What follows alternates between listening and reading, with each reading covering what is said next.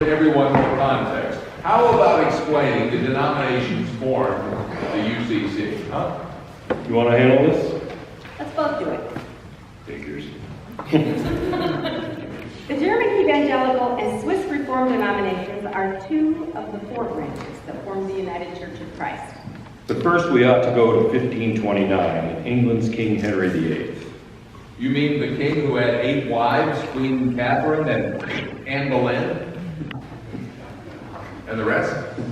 That's the one. Because King Henry VIII wanted a male heir to the throne, and because the Pope wouldn't let him break his marriage to Queen Catherine of Aragon, King Henry claimed the right of kings. That was the right to choose the religion of his realm. And in 1529 had England split off from the Catholic Church, confiscating all the monasteries' lands, and formed the Anglican, which we all Americans call the Episcopal Church. So, many of the other monarchs began claiming the right of kings to confiscate Catholic lands, thus gaining more money and power to themselves and claiming their local Protestants as their local religion. Oh, I get it. It was not only a religious movement, but a political one as well. Hence, all the wars fought on the European continent during the Reformation. Oh, don't you know it? Early on, it was primarily the Lutheran Protestants, and soon Ulrich Zwingli in Zurich and John Calvin in Geneva, Switzerland, added their dose of religious governance to the mix. What do you mean, religious governance? Well, up until that time, political leadership was balanced between the kings with the approval and encouragement of the Catholic Pope. The common people were concerned about their immortal souls. So, if the Pope was for their king, they felt better about their chances of getting into heaven. But without the Catholic Church, the kings had to guarantee the immortal souls of their people through the Protestant leadership. So in places like Zurich and Geneva, Zwingli and Calvin were encouraged to create their own Reformed churches as a model for the New Jerusalem. In 1536, Calvin was encouraged by the middle-class mercantile leadership of Geneva into developing into the world's first Protestant theocracy. All the city laws were based on Protestant ideals. From there, the Reformed tradition spread throughout Central Europe, alongside the Lutheran churches, while the Anglican churches of England flourished under Henry VIII and then Queen Elizabeth I. Okay, but if you've got only Lutherans and Reformed and Anglicans, where in the world did the Evangelical branch of the UCC come from? Piety and convenient streamlining. Huh? What does that mean?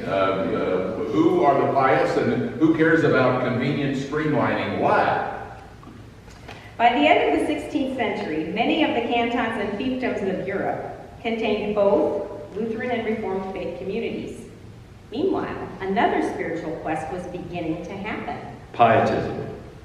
It was a Christian movement that grew throughout the 17th century. It featured the earnest and thorough study of the Bible and private meetings.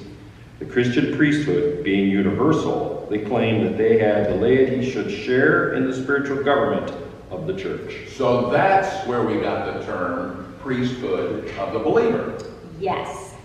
Without pietism, Christians were to live out, within pietism, Christians were to live out and live through their Christian faith all the time.